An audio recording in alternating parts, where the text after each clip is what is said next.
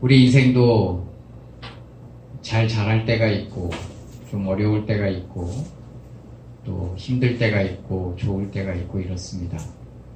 오늘 본문을 본 이유 중에 하나는 하나님이 인간을 다시 사용하실 때 다시 기회를 주실 때에 그런 부분을 좀 함께 나누고자 오늘 본문을 보았습니다. 오늘은 삼손에 대한 이야기를 할 건데요. 삼손은 이 삼손에 대한 이야기를 할 때마다 항상 얘기하지만 삼손은 예수를 안 믿는 분들도 다들 알고 계십니다. 다음에 드릴라도 좀 아는 분들이 많고요. 삼손과 드릴라라는 이 이야기는 드릴라는 좀 몰라도 삼손에 대해서는 상식적인 이야기이기 때문에 거의 대부분 알고 있습니다. 삼손이 얼마나 대단했냐면 나귀 턱뼈로 1000명인가요? 2000명인가를 그 나귀 턱뼈로 혼자 해결을 하지요. 그 사건 이후에 오늘 본문이 시작됩니다. 16장은 어느 성에 블레셋 지역에 블레셋은 큰 도시가 5개가 있는데요. 그 5개 도시 중에 한 도시에 삼손이 갔는데 왜 삼손이 갔냐면 어느 기생집에 어느 술집에 아주 예쁜 새로운 기생이 들어왔다 하여 그 소문을 듣고 거기를 가게 됩니다. 문화적으로도 얼마나 이렇게 좀 많이 범위가 허용되는 그런 시대였는지 주의 종이 거룩하고 바르게 살아야 되는데 물론 하나님 주신 어떤 은혜 면으로 볼 수도 있지만 이걸 참 어떻게 해석해야 될까? 근데 신앙인들에게 어느 정도 문화의 도덕적인 관념이 무너지는 것은 양보하지 말아야 되는 것에도 불구하고 그것을 허용할 수 있다, 허용된다라고 이렇게 어느 면에서 볼 수도 있다. 좀 위험한 발언인데 그렇게 보이기도 한다라는 겁니다. 최고의 지도자, 하나님의 사람의 지도자가 무슨 기생집을 자유롭게 드나든다. 그걸 주님이 허용하신다. 허용하는 게 아니죠. 그 결과로 인해서 가장 비참한 최후를 맞게 되는 거죠. 근데 그것이 본인의 그 삶에서는 허용되는 것처럼 보인다. 그렇게 살았던 겁니다. 어쨌든 삼손이 거기를 간 이유가 분명히 기생 때문이었고, 그러니까 삼손에게 있어서 일생에 성경에 등장하는 인물은 여자가 등장하는 인물은 3번 나옵니다. 첫 번째는 결혼에 대한 이야기를 다룰 때 첫 번째 여자가 나오죠. 물론 블레셋 여자입니다. 두 번째 여기 이 여인이 등장하고요. 그 다음에 같은 장의 3번째 우리가 잘 아는 드릴라라는 여자가 등장을 합니다.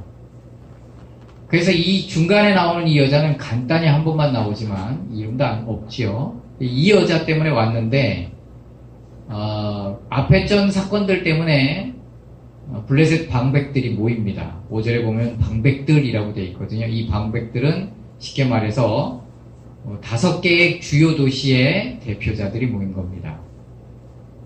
예를 들어서 우리나라 같은 경우도 서울시장, 부산시장, 인천시장 이렇게 광역시 시장이 모여서 무슨 회의를 했다.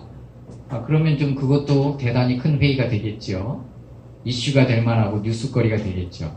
이 방백들이 왜 모였냐면 삼손을 어떻게 죽일 것인가. 그래서 전반부에는 삼손하고 직접 대면해서 싸웠다가는 게임이 안 되는 걸 알죠. 1000명이 그 자리에서 죽었는데 나귀 턱뼈에 의해서 전면전을 할 수가 없어요. 그래서 기습을 하려고 밤이 되고 새벽이 되길 기다렸어요. 근데 성경은 삼손이 그 사실을 어떻게 알았는지 모르지만 삼손이 그걸 알고 준비하고 있었어요. 그래서 새벽쯤 일어나서 삼손이 먼저 일어나서 싸움을 하지도 않고 그냥 그 성의 힘을 상징하는 성 문짝을 뜯어가지고 거기서부터 64km나 되는 헤브론에다 갖다 버려버려요. 힘이 어마어마한 장사는 확실한 것 같아요. 그 시대의 성문이라는 것은 그 성을 드나드는 관문이기 때문에 가장 튼튼하고 완벽하게 만듭니다. 불화살이 날아와도 어느 정도 버틸 수 있고,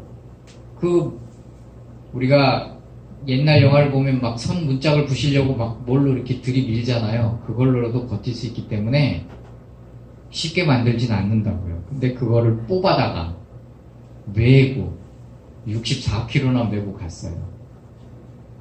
이때까지만 해도 삼손이 어느 정도 긴장하고 살았던 것 같은데, 이 사건 이후에 삼손이 너무 교만이 지나쳤던 거예요. 이 드릴라하고의 이 관계에서 드릴라가 잘 알듯이 비밀을 묻지요. 근데 드릴라는 이방 여인이기 때문에 어떤 학자는 유대인인데 거기서 붙어 사는 유대인 여자일 수도 있다 이런 학설이 있지만, 어쨌든 길었든 저랬든 블레셋 사람들하고 살다 보니까 블레셋 사람들의 미신적인 질문을 하게 돼요.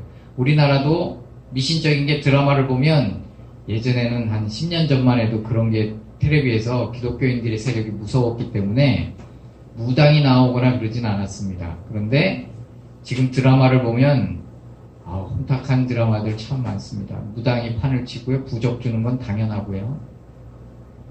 그러니까 우리나라의 사상도 부적이라든가 이런 게 있단 말이에요. 근데 얘들도 어떤 그런 사상이 있어서 그거에 관여해서 질문을 한 거예요. 힘의 근원이 뭐냐? 그러니까 미신적으로 물어보니까 미신적으로 대답해 준 거예요. 칡넝쿨로 나를 묶어라. 마르지 아니한. 두 번째는 뭐라고 그래요? 아무도 쓰지 않은 새 밧줄로 나를 묶어라.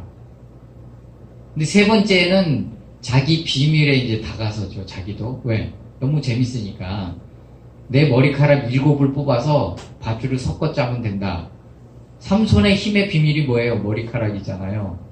그러니까 하나님이 그에게 금기한 건 머리카락이었다고요. 그것은 머리카락이 중요하고 안 중요하고를 떠나서 하나님이 그에게 하신 언약이에요. 부탁하신 말씀이란 말이에요. 그거는 절대로 머리카락은 지켜야 되는 거예요. 근데 거기에 들어가요. 위험 수위가 굉장히 높아진 거죠. 근데 삼손이 인생 자체가 그래요. 그러니까 몸도 건강하지만 이 정신세가 건강한 사람이기 때문에, 정신이 건강한 사람은 만족을 얻어야 돼요. 그래서 만족을 얻어야 되기 때문에 게임을 좋아하는 거예요. 그래서 첫 결혼식 때도 신부의 친구들, 신부의 손님들하고 게임을 하잖아요. 퀴즈를 내자. 너희가 맞히면 내가 옷 한 벌씩 하고 뭘 하나씩 주고, 너희가 못 맞히면 하나씩 갖고 와라. 근데 그때 어떻게 돼요? 부인이, 그 퀴즈를 했던 남자들이 부인한테 협박을 하니까 부인이 삼손한테 비밀을 물어서 알려주잖아요.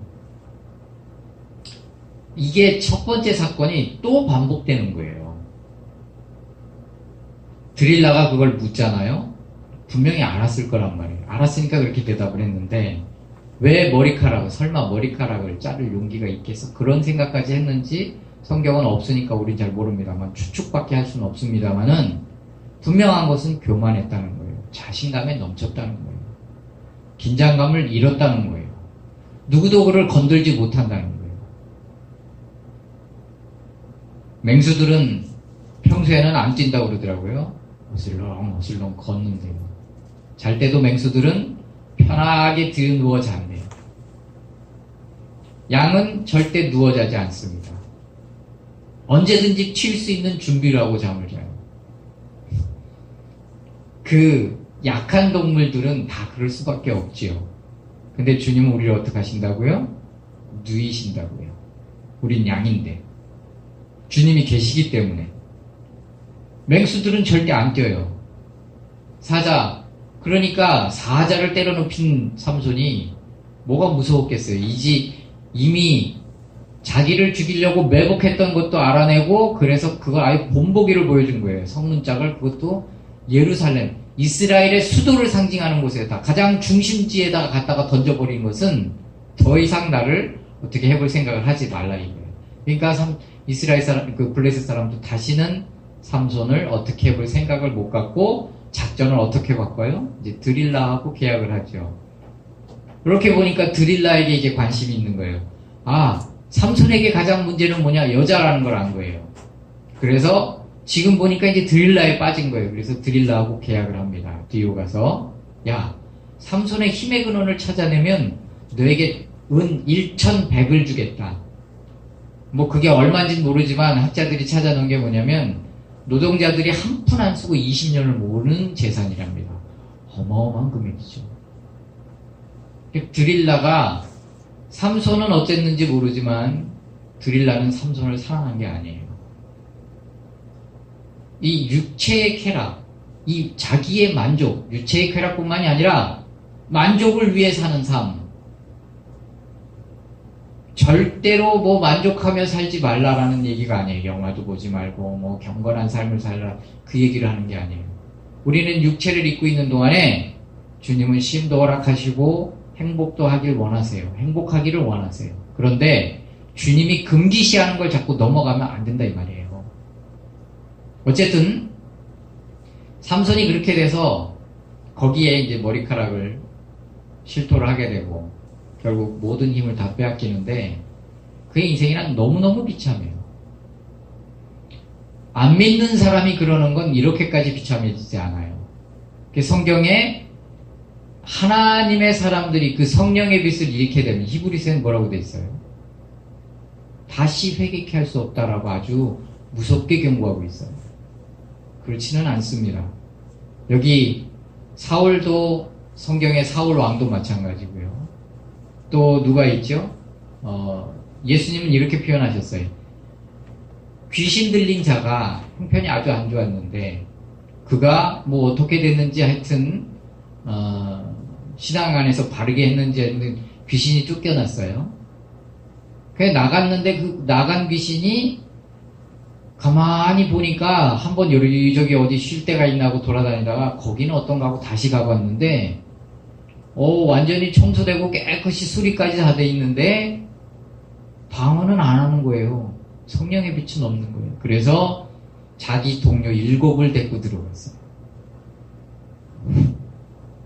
그래서 성경은 뭐라고, 예수님 뭐라고 그랬어요? 그 형편이 더 몇 배요? 7배 나빠진 거예요.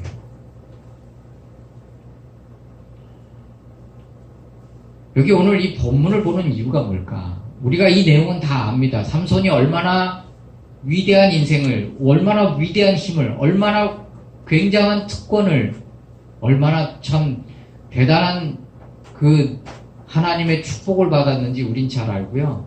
그것을 얼마나 참 별거 아닌 거에 의해서 하나님이 주신 것을 지키지 못하고 한순간에 모든 것을 잃어버리는, 그래서 두 눈을 빼앗기는.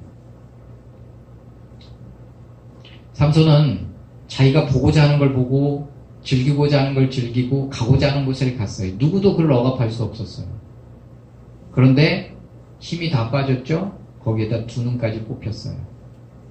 오늘 본문은 일부러 2절만 봤습니다. 물매를 돌리는 사건과 머리카락이 자라고 있다는 사건을 보았습니다. 물매를 돌린다는 것은 우리가 생각하는 그냥 이렇게 물매가 아닙니다. 이것은 동물이 돌리는 탈곡기로 보통 소가 끄는 맷돌이에요. 그러니까 이런 똑같은 두 개가 이렇게 돌리는 게 아니고요. 동그란 큰 돌 위에 가운데 구멍으로 보통 뚫려 있죠. 그 위에 동그란 바위를, 동그란 돌을 올려서 돌리는 거예요. 이렇게 돌리면서 그 길을 지나면서 제자리를 뱅뱅뱅뱅 돌면서 거기에 곡식을 올려놓으면 곡식이 쪄지는 거예요. 이게 소가 끄는 건데 이걸 누가 끌었다고요? 삼손이요. 그러니까 모든 힘을 잃었어도 장사는 장사였던 거예요. 일반인보다 이상되는 힘을 그래도 갖고 있었던 거예요. 성경에는 머리카락이 자라기 시작하니라라는 말이, 여러분 머리카락이 눈깜짝하게 자라는 거 봤어요? 최소한 머리카락이 이 정도까지 자라려면 나는 잘 모르지만 1, 2년 갖고 되나요? 1, 2년 정도 길러야 하나요? 그러면 이 정도 커요? 여러분 성경에 학자들이 찾아낸 내용이 뭐냐면 삼손이 잡혔을 때 삼손이 물매를 돌리잖아요. 그러면 최소 2년을 돌렸다는 얘기예요. 죽기 전까지. 그 2년 동안에 무엇이 있느냐? 성경은 아무것도 없어요. 거기서 훅 뛰는 거예요. 그럼 그 2년 동안에 뭐가 있었을까? 2년 동안에 수많은 블레셋 사람들이 거길 가서 견학을 했다는 거예요. 특히 아이들이. 삼손 그러면 사람들이 다 두려워서 떨었어요. 여기 16장 1절에 삼손이 온 얘기가 2절에 나옵니다. 그러니까 두 번째 여자, 두 번째 기생이 얘기를 꺼낸 거죠. 그것이 삽시간에 퍼진 거예요.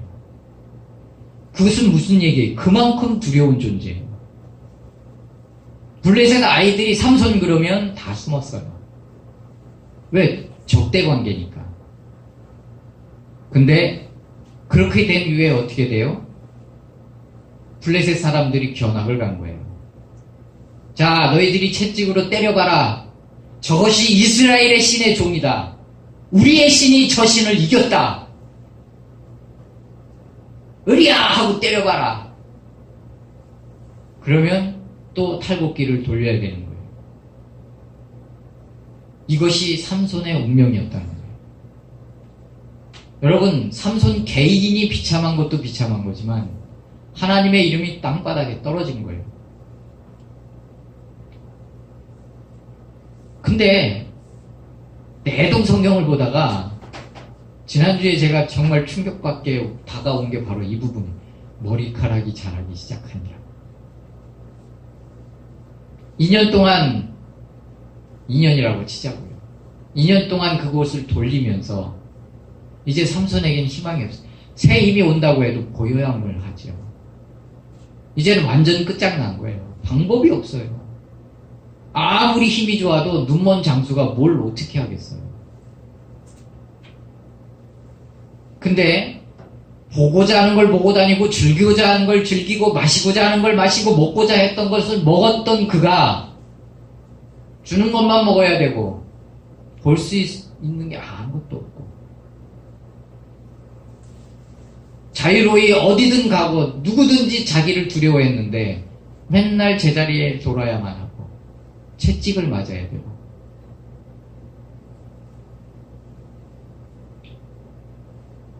이제 끝난 거예요. 그런데 삼손은 뭐의 대표자냐면 다시 회복할 수 없는 사람의 대표자예요.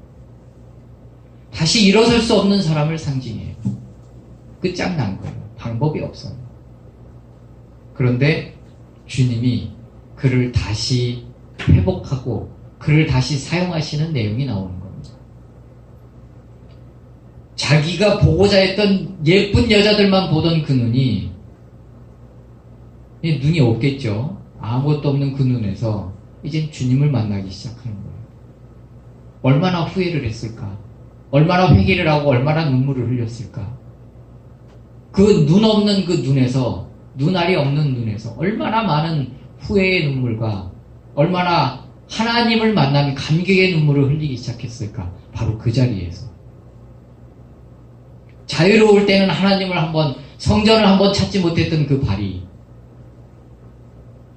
그 맷돌을 돌리면서 그 아름다운 여자만 보던 그 눈이 아무것도 볼 수 없는 그 상태에서 하나님을 바라보면서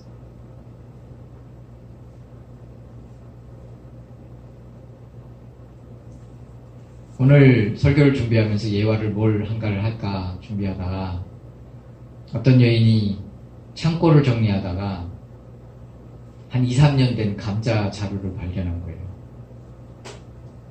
다 정리를 하다가 지하 창고를 정리하다가 감자를 발견했는데 보니까 썩어가지고 그나마 조금 어떤 그 2, 3년 됐으니 얼마나 썩어 문드러졌겠어요. 그런데 이 씨라는 것이 참 독특해요. 감자는 이 파래지면 못 먹는답니다. 독이 생겨서 싹이 나면 못 먹는 거예요. 근데 부인이 이제 갖다 버리려고 내놨는데 버리려고 했는데 보니까 없어진 거예요. 아, 이거 어떻게 된 거야? 그러고 있는데 앞마당에 싹이 나는 게 이게 보니까 감자가 몇 개가 나오는 거예요. 그러니까 남편이 그걸 보고 자기도 버려야겠다 생각을 했다가 그나마 좀 이렇게 좀 심으면 혹시 날까 하고 몇 개 심은 거예요. 싹이 났어요. 한 5개 정도가. 나머진 거름이 됐겠죠, 자동으로. 그 가을에 거기서 감자가 주렁주렁 열려가지고 겨울에 그 감자로 맛있게 감자 요리를 해 먹었다. 아브라함도 그렇고, 누구죠? 하나님은 때로는 새로운 기회를 주세요. 그래서 하와도 마찬가지고요. 우리 아이들이 한번 이제 사실 올 여름에 우리도 휴가를 못 갔습니다. 뭐 여러 가지 이유가 있겠습니다만은 우리 은사하고 은총이하고 그래도 코에 바람이라도 넣자고 안면도에 아침에 출발을 했다가 점심 회 먹고 저녁 때 한 4-5시쯤 은서는 그러니까 점심 먹고 나서 이제 거기서 물장구 혼자 치고 논 거예요. 근데 제가 그때 배탈이 나서 저는 못 놀아주고 은총이는 또 무슨 찬양 집회 간다고 거기서 또 버스 타고 올라가고 그게 이제 우리 하루 일정이었어요. 은서가 불만이 많습니다. 올여름 아무 데도 안 갔다고. 틈만 나면 저보고 뭐라 그러냐면 5분도 안 놀아주는 아빠. 나쁜 아빠. 아니 쟤는 날 괴롭히는 게 취미인가요? 뭘 하려고 그러면 와서 발로 팍팍 차요. 어쨌든 아이들하고 이제 8월 15일 날 우리 청년들하고 같이 이제 나가기로 했었잖아요. 이제 나갔단 말이에요. 근데 그날 비가 얼마나 왔습니까? 비가 어마어마하게 왔잖아요. 가면서 우리 물었어요. 되돌아가자야. 되돌아갈 사람 손 들어봐. 그랬더니 우리 사모님만 손 들더라고. 그 비 오는 와중에 가서 놀겠대. 물이 있었으면 아마 진짜 놀았을 거예요. 물이 쫙 빠져가지고 못 놀아서 어쩔 수 없이 못 논 건데요. 그거 갔단 말이에요. 갔는데 가면서 이제 아침부터 저희가 이제 가기 출발하기 전부터 거기에 그 캠핑장을 하시는 분, 장로님이 한 분 계셔서 전화를 했죠. 그랬더니 한대요. 얼마냐고 그랬더니 뭐 8만 원이고 뭐 어쩌고저쩌고 그러시더라고요. 그래서 알겠다고. 자리 있냐고 했더니 비막 쏟아지니까 캔슬된 게 몇 개 있다는 거죠. 이제 우리 생각에는 거기서 이제 텐트 치고 우리 쬐끄만 텐트 갖고 왔거든요. 치고 거기서 이제 애들 새우 구워 먹고 이렇게 하려고 갔는데 장로님이 저를 딱 보고 어휴 목사님 오셨어요 하고는 그 큰 텐트 거기 치는 게 전용이 있더라고요. 그걸 그냥 막 쳐주시고 막 돈도 내려고 그랬더니 돈도 안 받으시고 가려고 이제 저녁 때쯤 되니까 저녁까지 사주시는 거예요. 아이들한테 칼국수까지. 그래서 칼국수도 얻어먹고 이렇게 왔는데 저녁 먹으면서 제가 이제 물어봤습니다. 우리 앞마당에 설치되어 있는 그 마루 같은 걸로 이 자리를 만들었는데 내가 얼핏 봐도 한 20개 이상 돼 보이더라고요. 근데 그거 하나에 500 이상 든대요. 그러니까 저 나무가 안 썩는 약품철이란 거잖아요. 그러니까 20개면 그것만 해도 얼마예요? 1억이잖아요. 근데 가운데다가 매점도 해놓고 화장실도 해놓고 샤워실도 따뜻한 물 나오게 해놓고 다 해놨어요. 자리가 얼마나 좋은지 몰라요. 참 좋은 자리에다 해놨어요. 근데 그 임대료도 10년 계약을 했는데 임대료도 꽤 센 것 같더라고요. 그러니까 못 들어도 최하 2억은 들었겠더라고요. 그래서 제가 물었어요. 이거 원금 뽑는데 얼마나 걸려요? 몇 년 동안 일하셔야 돼요? 그랬더니 생각보다 짧더라고요. 2년을 열심히 해야 투자금이 그래도 빠진다는 거예요. 그러면 자기들도 생활을 하셔야 되잖아요. 그럼 이것저것 합치면 한 4-5년은 해야 투자금을 갚는다는 얘기예요. 그러시군요.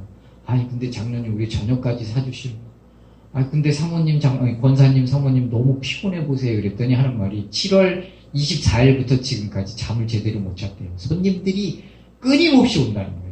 그러면서 요즘에 가족 단위로 오기 때문에 그런 건 없지만 꼭 한두 사람이 이 젊은 팀이 오면 아주 골치 아프답니다. 분위기 다 망쳐놓은데요.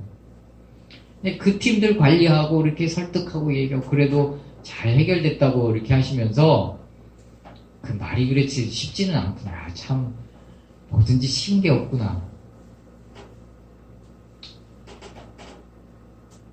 제가 근데 그 얘기를 하면서 무슨 생각이 들었냐면 이분에게는 이 5년이, 이 4년이 이분에게는 물매 돌리는 시간이구나. 얼마나 하나님을 간절히 의지하고, 응?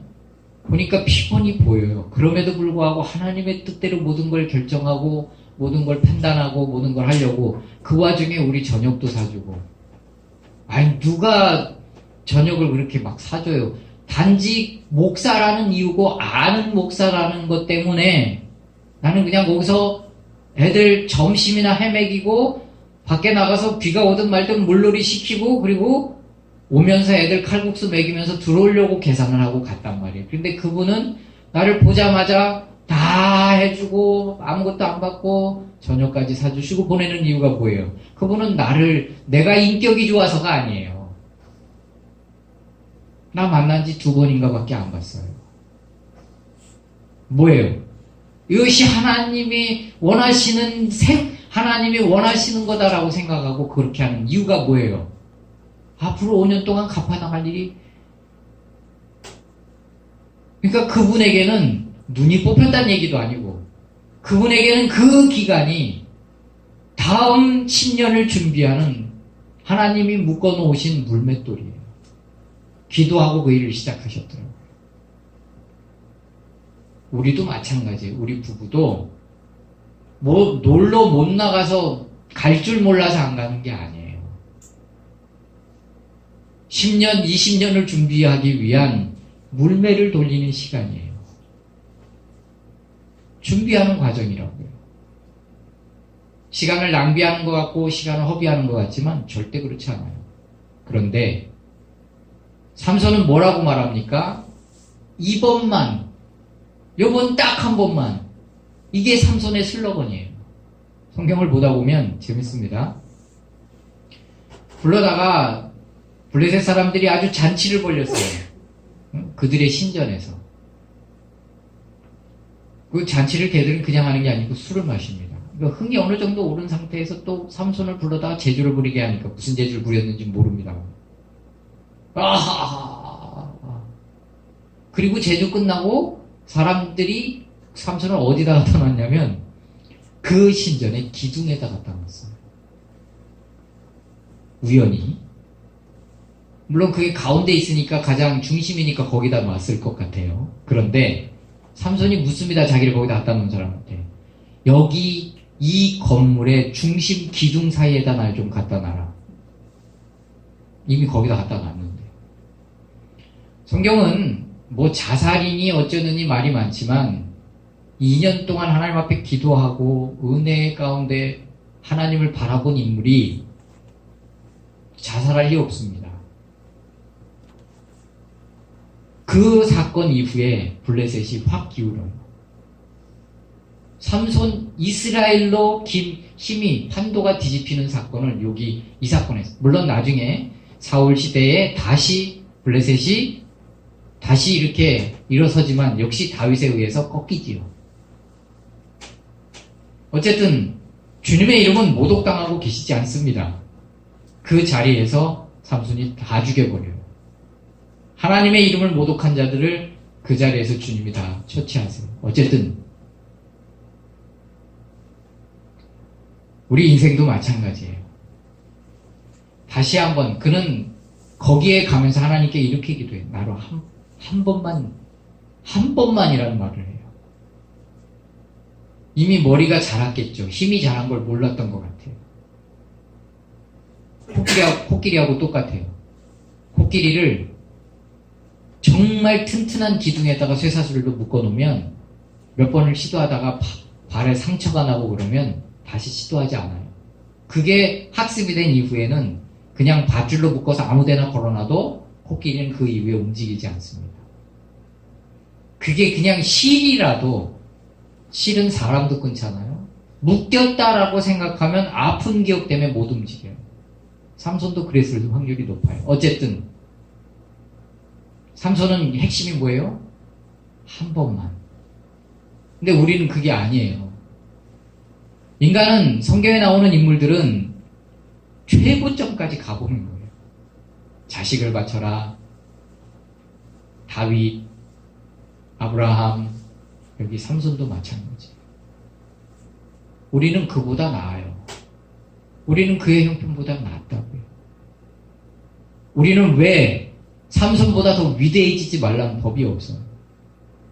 내게 주어진 이 지금 물매를 잘 돌리시길 바래요. 꿈을 잃지 않길 바라고 꿈을 갖길 바래요. 기독교인 아니더라도 신앙이 없더라도 포부를 갖기를 바래요. 왜 포기하세요? 늙었다고요? 나이 먹었다고요? 꿈꾸는 사람이 돼야 된다고요. 내가 좀 다른 얘기 같지만 언젠가 그런 얘기했죠. 아주 참 좋은 목사님인 줄 알았는데 아주 그 나쁜 목사님이 계셨고 여러 가지가 있어요. 참 A라는 목사님은 참 좋아요. B라는 사람은 참 어떤 성격이 나빠요. 그런데 명절이 되면 둘 다 은퇴했어요. 근데 명절이 되면 B라는 목사님은 찾아보고 선물 갖고 가고 A라는 목사님은 참 인격도 됐고 좋지만 사람들이 안 찾아가요. 이유가 뭘까? 그의 삶의 방법이더라고요. 이 사람은 늙었고 이빨이 다 빠진 호랑이라도 저놈 죽여! 그러면 진짜 죽여버려요.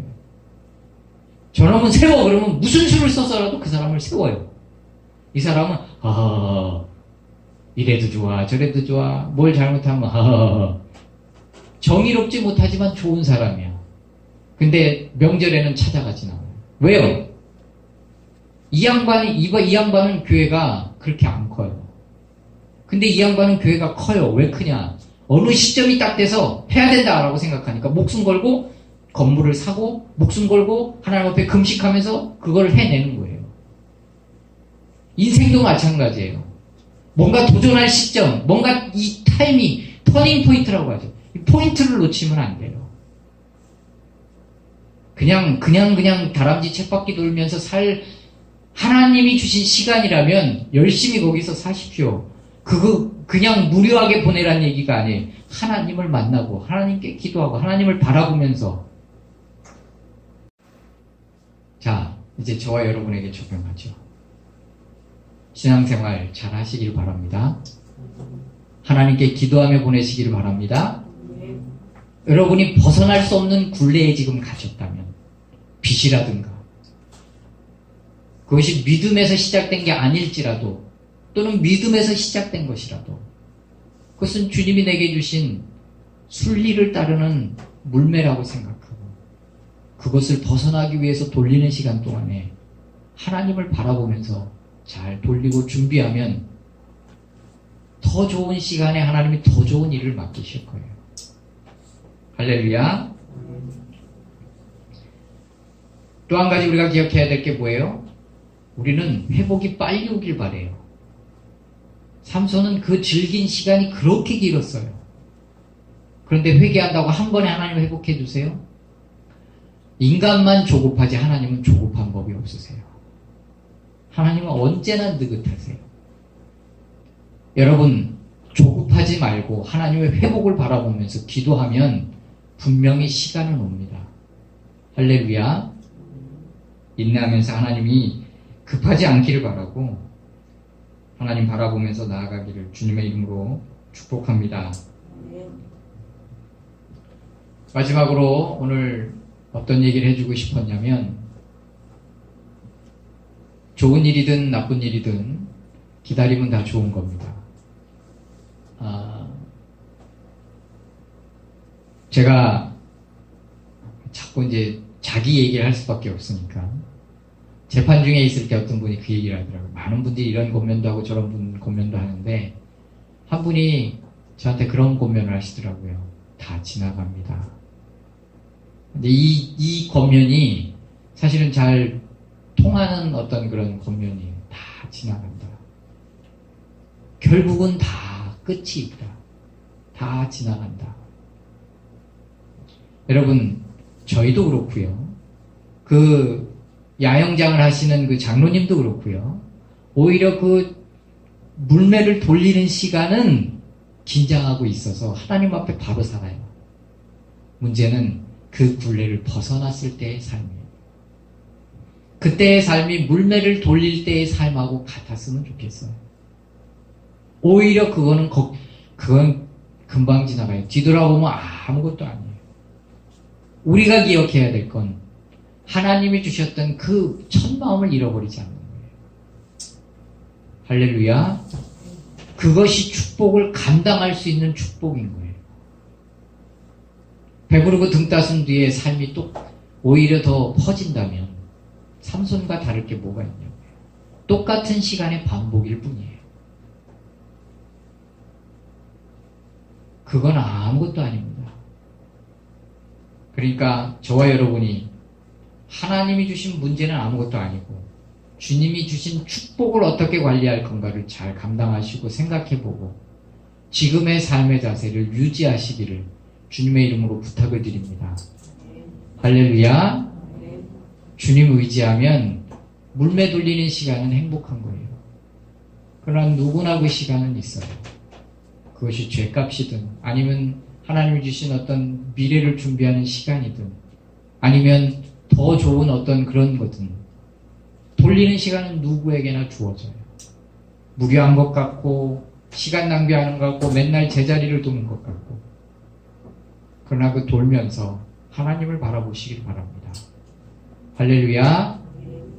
그러면 분명히 주님은 좋은 시간을 여러분과 저에게 주십니다.